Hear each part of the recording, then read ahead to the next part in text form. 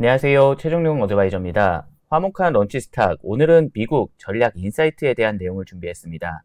지난 6월 중동 사태 이후에도 7월 대규모 감세 법안, 그리고 7월 9일 관세 유예 종료 등 또 다른 이벤트들이 계속 이어지고 있습니다. 특히나 2025년은 논 US 투자가 부각되며 유럽, 아시아 등 미국 외의 국가들의 증시가 큰 폭의 상승을 보여주고 있는데요. 이런 상황에서도 최근 미국 증시들도 사상 최고가를 갱신하며 다시 한번 미국의 저력을 보여주고 있는 상황입니다. 여기에 2025년 하반기 미국 시장은 금리 인하 이슈 등 증시를 상승시킬 요소들이 기다리고 있습니다. 하반기 미국 증시 어떤 포인트로 봐야 할까요? 미국 투자 전문가이시죠? 옆에 조현주 연구원님을 모시고 하반기 미국 시장 그리고 유망업종에 대한 내용을 들어보겠습니다. 안녕하세요. 네, 안녕하세요. 네. 저희 오랜만에 나와주셨는데 네. 시청자분들께 한번 인사 부탁드립니다. 네, 안녕하세요. NH투자증권 리서치본부에서 미국 전략을 담당하고 있는 조현주 연구원입니다. 네. 저희가 이제 앞서 말씀드린 것과 같이 이제 전일 그 미국 시장의 사상 최고치를 경신했습니다. 저희가 이제 오늘 7월 4일은 독립기념일이고 저희가 녹화를 해서 이제 다음 주에 나가는데 오늘 큰 이슈가 두 가지가 있었어요. 이제 첫 번째는, 앞에 말씀드렸던 OBBB 법안, 대규모 감세 법안이 있었고, 다른 이슈는 이제 이 고용지표 발표가 있었는데, 네. 우선 이 OBBB 법안 통과, 네. 이거 미국 저희가 이제 이 장이 끝나고 나왔기 때문에, 이거는 미국 증시에 어떤 영향을 줄 걸로 예상하시나요? 네, 이 OBBB 법안이라는 게 원 빅 뷰티풀 빌이라고 해서 네. 굉장히 큰 메가 빌이라고 합니다. 그 이유가 일단 첫 번째로는 대규모 감세안이 들어있고요. 또 네. 두 번째는 예산안이 들어있습니다. 그리고 세 번째는 이 부채 한도 이슈가 들어있는데 네. 자료 한번 보시면 일단 첫 번째 구성 요소는 2017년에 통과됐던 트럼프 감세안이 연장되는 부분이 포함되어 있고요. 그리고 그 외에 새롭게 추가된 소득세 인하 부분 그리고 법인세 인하 추가 조항들이 포함되어 있다라고 보시면 됩니다. 네. 그리고 그 두 번째 섹션으로 가시면은 정부가 지출을 축소하는 부분 그리고 정부가 예산을 늘리는 부분이라고 해서 내년도 예산의 축소안 그리고 증액안 등이 이제 포함되어 있는 예산안이라고 보시면 되고 네. 그리고 마지막에 이제 부채 한도가 한 5조 달러 상향되는 내용이 들어있어서 사실 이 OBBB 법안으로 인해서 저희가 8월쯤에 예상했던 부채 한도 디폴트 리스크가 사라졌고요. 네. 또 9월 말에 예상했던 정부 셧다운 이슈가 사라졌습니다. 예산이 확정됐기 때문에. 그리고 거기에다가 저희가 기대했던 추가 부양책인 이 감세안이 통과가 되면서 미국 소비라던가 아니면 기업들의 마진이 좀 개선될 수 있는 기대감이 반영이 될 거다라고 생각을 하고 있습니다. 네. 이 법안 같은 경우는 실질적으로는 2026년 1월부터 시행이 되는 거고요. 그래서 자세하게 보시면 추가 조항에 팁 세금 공제, 연장 근무에 대한 세금도 공제되는데 네. 이런 부분들은 이제 내년부터 시행된다라고 생각을 하시면 되고요. 법인세도 마찬가지로 이제 큰 꼭지가 세 가지인데 바로 비용 공제입니다. 그래서 기계에 대한 비용 공제, R&D에 대한 비용 공제, 이자에 대한 비용 공제 이런 것들도 이제 내년부터 시행된다라고 생각하시면 되고요. 네. 다만 이제 시장에서 생각했던 것보다 굉장히 빨리 통과가 되면서 좀 기대감은 주가에 좀 미리 선반영되지 않을까 이렇게 보고 있습니다. 일단 저희가 이제 이 대규모 감세 법안이죠. 이게 이제 통과된 거는 증시에 좀 긍정적으로 볼 수가 있는데 저희가 큰 이슈가 두 가지라고 말씀드렸는데 다른 하나는 고용지표 이제 네. 발표입니다. 이게 예상을 한 11만 건으로 했는데 14만 건이 나왔어요. 네. 그것 때문에 이제 저희가 예상을 했던 거는 하반기 한 3차례 금리 인하가 가능할 거다 이렇게 예상을 했었는데 요 발표가 나온 다음에 금리 인하가 좀 어렵다 이렇게 예상이 되고 있는데 네. 하반기 금리 인하는 또 이렇게 뷰가 좀 변경이 되신 게 있으실까요? 네, 저희 일단은 하반기 금리 인하 뷰가 원래 기존의 6월 FOMC 회의 이후에 저희가 네. 9월과 12월 이렇게 두 번으로 예상을 하고 있고요. 네. 그거에 대한 뷰는 이번 고용지표 발표 이후에도 큰 변화는 없다라고 생각하시면 될 것 같습니다. 네. 이번 고용지표가 좀 그냥 숫자로만 봤을 때는 생각보다 견조하다라고 생각을 하실 수가 있는데 좀 안을 뜯어다 보시면 사실 민간 고용은 오히려 축소가 됐고요. 정부 고용이 굉장히 많이 늘었어요. 늘었어요. 네. 7천에서 7만 건으로 거의 10배가 늘었기 때문에 네. 그런 부분들이 가장 컸다라고 생각하시면 될 것 같고요. 자료에 보시면 지금 미국의 고용지표의 질적 회복세가 점차 약화되고 있습니다. 네. 오히려 풀타임 고용자 비중은 그대로 유지되고 파트타임 고용자 비중이 늘어나면서 결국에는 풀타임 고용이 줄어든다라고 보실 수가 있거든요. 그러면은 실질적으로 질적 회복세는 약화되고 있고 또 비농업 고용 같은 경우는 어제 잘 나오기는 했지만 ADP 민간 고용 같은 경우는 굉장히 실적 예상치를 좀 하회했거든요. 실적이 네네. 아니라. 그래서 그런 부분을 봤을 때 전반적으로 고용 시장이 굉장히 강하다라고 보기는 어렵고 내부에서 굉장히 지금 둔화되고 있는 흐름은 맞다. 그리고 이미 파월 의장이 네. 지난주에 지금 관세 정책만 아니었다면 실질적으로 금리 인하를 실행해야 되는 사이클은 맞다라고 어느 정도 인정을 했습니다. 물가도 많이 내려왔고요. 네. 지금 금리 인하한 지 굉장히 오래됐잖아요. 그렇기 때문에 저희가 봤을 때는 9월 금리 인하 가능성은 여전히 높다 이렇게 보고 있습니다.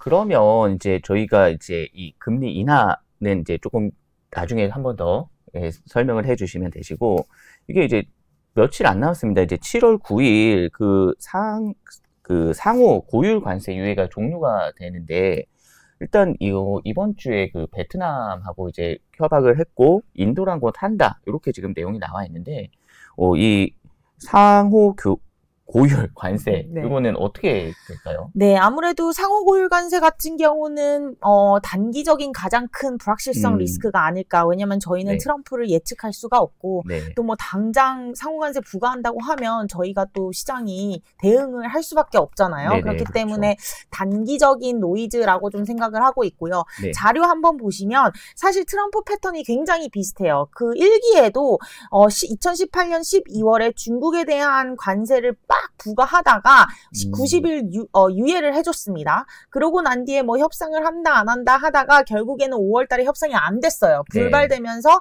3차 관세 인상을 시행을 했죠. 25%. 네. 그러고 난 뒤에 보시면 또 7, 8월에 또 4차에 대한 리스트를 내보내면서 10% 부과를 했고요. 그 이후에 또 10월 달에 그리고 11월 달에 이런 식으로 계속 관세 리스크는 있었습니다. 근데 주가의 흐름을 한번 보시면요. 네. 사실 5월 달에 한번 좀 하락을 하고 7, 8월에도 또 하락을 하고 또 9월 달에도 하락을 하고 11월에도 하락을 했지만 그 하락의 폭이 계속 줄어드는 걸 보실 수가 있어요. 결국에는 이 관세 정책에 대한 노이즈는 계속 있을 것이고 그에 대한 불확실성이 남아는 있지만 시장의 민감도는 계속해서 떨어질 수밖에 없다. 그리고 저희는 이미 4월달 리버레이션 데이에 최악의 국면, 경기 침체까지 반영하는 주가의 하락폭을 이미 경험했기 때문에 뭐 그 정도까지는 가지 않는다라는 부분에서 학습 효과가 이미 돼 있다라고 생각하시면 될 것 같고요. 네네. 보시면 그때 5월부터 한 10월까지 계속 이 무역협상 난항이 있으면서 박스권에 좀 갇혀 있었어요. 주식시장이. 네. 그래서 그렇게 재미있는 시장 흐름은 아니었는데 그럼에도 불구하고 저점은 계속 높아진 거를 박스권 내에서도 확인할 수가 있을 것 같고요. 또 그때 당시에는 5개월 정도의 박스권이 있었지만 지금과 비교했을 때 하락의 폭도 더 짧았고요. 1기보다. 그리고 전고점을 회복하는 기간도 훨씬 짧았어요. 그때는 한 3개월 걸렸는데 이번에는 2개월 또 안 돼서 이제 회복을 했죠. 네. 그래서 그런 부분을 봤을 때 약간의 노이즈로 인해서 이런 박스권에 갇힐 수는 있겠지만 저점은 일단 높아진다. 결국엔 흔들리면 사야 된다는 거고요. 두 번째는 이 박스권이 생각보다 더 단축될 수 있다. 뭐 5개월까지 뭐 일기처럼 가진 않겠다. 한두 달 정도일 수 있다. 이렇게 좀 생각을 할 수가 있겠고요. 빠르면 정말 한 2주 만에도 또 반등을 할 수가 있을 것 같습니다. 유예를 해주거나 협상을 해주면. 그렇기 때문에 저희는 오히려 이러한 노이즈가 있는 게 잘 됐다. 지금 이 비싼 미국 주식시장을 담을 수 있는 기회가 오겠다라고 생각을 하고 있어서 이 상호관세로 인해서 뭔가 흔들린다 하면 분할 매수를 좀 추천을 드리고 있습니다. 일단은 관세 관련해서는 이제 어느 정도 저희도 이게 너무 자주 듣다 보니까 좀 적응이 된 것 같고 이제 앞으로 봐야 될 거는 이제 OBBB 법안 통과 그리고 이제 금리 인하 요 부분으로 이제 주가가 어떻게 움직일지를 좀 예측을 해봐야 될 것 같은데 트럼프가 2019년에 집권을 할 때도 그 금리 인하를 했었잖아요. 예, 그때는 조금 미국의 어떤 업종들이 좀 상대적으로 큰 상승을 하는 흐름을 보였나요? 네, 아무래도 뭐 같은 자료이지만 그때 네. 미국 주식시장이 박스권을 탈피하고 확 올라가기 시작한 게 네. 이제 7월 31일에 금리 인하를 단행했죠. 8월 1일에. 그리고 9월 15일에 또 단행을 했습니다.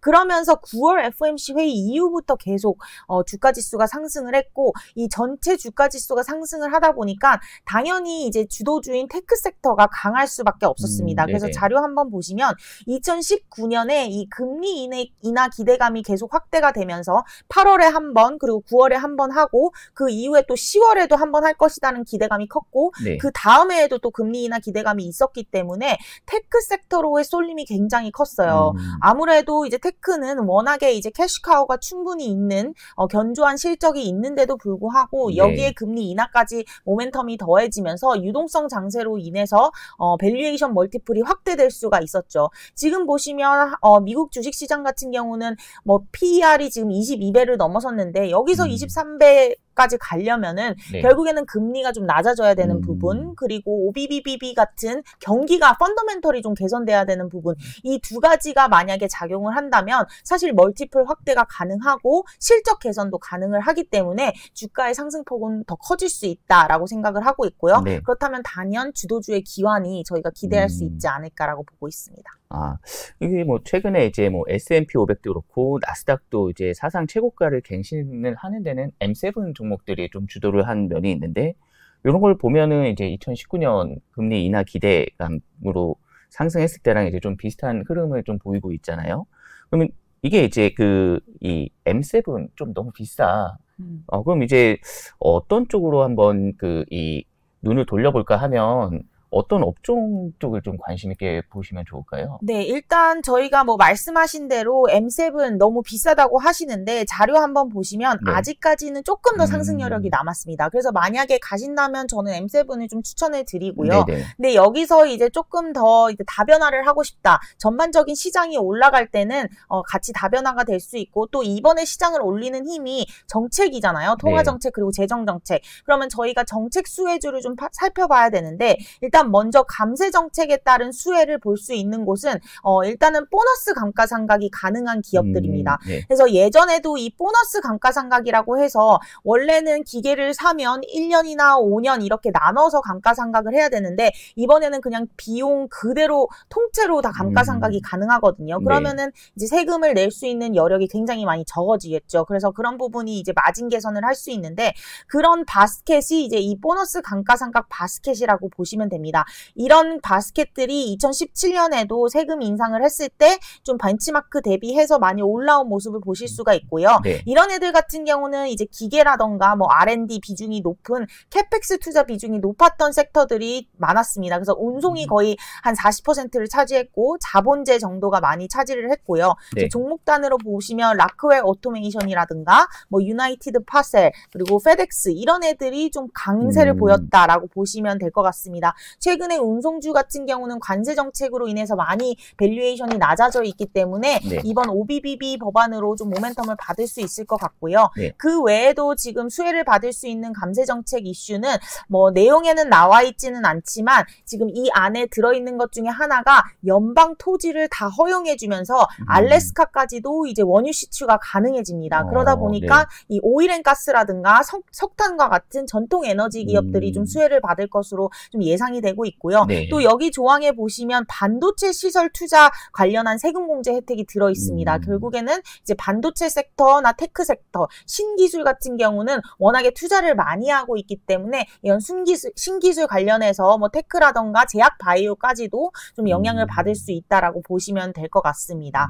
그리고 한 가지만 더 말씀을 드리면 저희가 감세 정책 외에도 추가적으로 기대할 수 있는 정책이 하나 더 있습니다. 그게 뭐냐면 금융규제 완화 정책입니다. 그래서 네네. 보시면 금융규제 완화 같은 경우는 사실 M7이나 아니면 뭐 지금 굉장히 주도를 하고 있는 보안 관련주나 아니면 유라늄 관련주나 이런 애들에 비해서는 뭐 크게 상승을 하진 않았습니다. 물론 대형 은행들 JP모간 시티 이런 애들은 계속 상승을 하고 있는데 네. 저희는 금융 같은 경우는 이제 추가적인 상승 모멘텀이 있는 게 좀 금융규제 완화에 대한 정책들이 추가적으로 나올 수 있다라고 보고 있습니다. 일단 첫 번째로는 이 감세가 대규모로 진행되다 보니까 금리에 대한 상방 압력이 높아질 것이라는 우려가 있어요. 부채를 많이 발행해야 되니까요. 네. 그러면 부채를 많이 발행해서 금리가 높으면 사실 정부 입장에서도 부담스러워요. 이자 비용이 늘어나기 때문에. 그래서 이를 줄이기 위해서 금융규제 완화 정책을 좀 시행하고 있거든요. 그래서 그런 정책들로 인해서 수혜를 볼 수 있는 게 이제 대형은행이다. 라고 보실 수가 있고,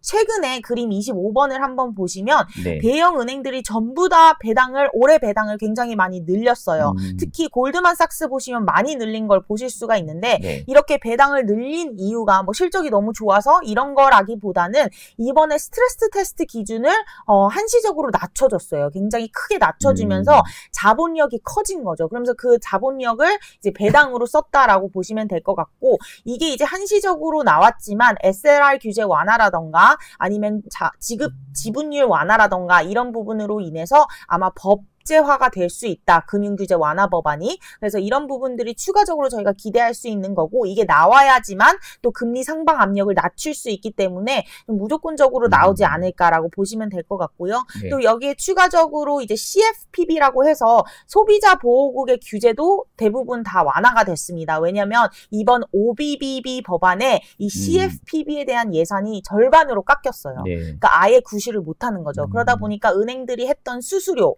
뭐 페널티 피 이런 게 이제 재차 부과가 될 수 있기 때문에 은행 입장에서는 또 추가 매출이 가능하다라는 측면에서 좀 은행들을 추천하고 있고요. 저희 은행주들 같은 경우는 이번 하반기 포트폴리오에도 나와 있지만 시티라던가 찰스 수압 그리고 JP모간 같은 경우에는 좀 특별히 좀 수혜를 볼 수 있겠다 이렇게 보고 있습니다. 여기 지금 제가 그 추천해 주신 종목들을 조금 차트를 좀 보고 있는데 많이 올랐어요. 뭐 시티그룹, 그 찰스 슈왑, 그리고 JP모건 이렇게 크게 세 가지를 추천을 해주시는데 여기에서 더 올라갈 수 있는 요건들이 또 이제 만들어지고 있다 이렇게 보시는 거죠? 그렇죠. 아무래도 이 그림이랑 S&P 500을 그려보시면 아마 비슷하게 부담스러울 거예요. 그래서 저희가 말씀을 드리고 싶은 거는 아마 다음 주쯤에 이제 트럼프가 이런 당근을 준 이유는 아마 채찍을 좀 쓰려고 준 게 아닌가라고 생각을 하고 있습니다. 왜냐하면 당근이 굉장히 빨리 나왔거든요. 생각보다. 그래서 아마 다음 주쯤에는 이 관세라는 채찍을 들 수 있기 때문에 그때 아마 조정이 좀 있을 수 있습니다. 그럼 그때가 아마 기회가 아닐까라고 생각을 하고 있고요. 가파르게 오르고 있기는 하지만 이 추세의 변화는 없을 것이다라고 생각을 하고 있어서 전반적으로 조정 시 매수하는 전략이 맞는 것 같다라고 보시면 될 것 같습니다. 네, 오늘 이렇게 나와주셔서 뭐 여러 가지 이제 뭐 변경된 사항이나 이런 거를 많이 말씀해 주셨는데 오늘 설명해 주신 내용을 간략하게 이제 정리 부탁드릴게요. 네, 아무래도 지금 미국 주식시장이 한국 못지않게 좀 빠르게 상승을 해서 가격에 대한 부담이 있는데요. 이 가격의 부담을 완화시켜 줄 수 있는 정책이 지금 세 가지나 준비가 되어 있습니다. 일단 첫 번째는 밸류에이션 멀티플을 낮춰줄 수 있는 금리 인하가 9월에 대기를 하고 있고요. 두 번째는 경기와 실적을 올려줄 수 있는 감세안이 이미 통과를 시켰습니다.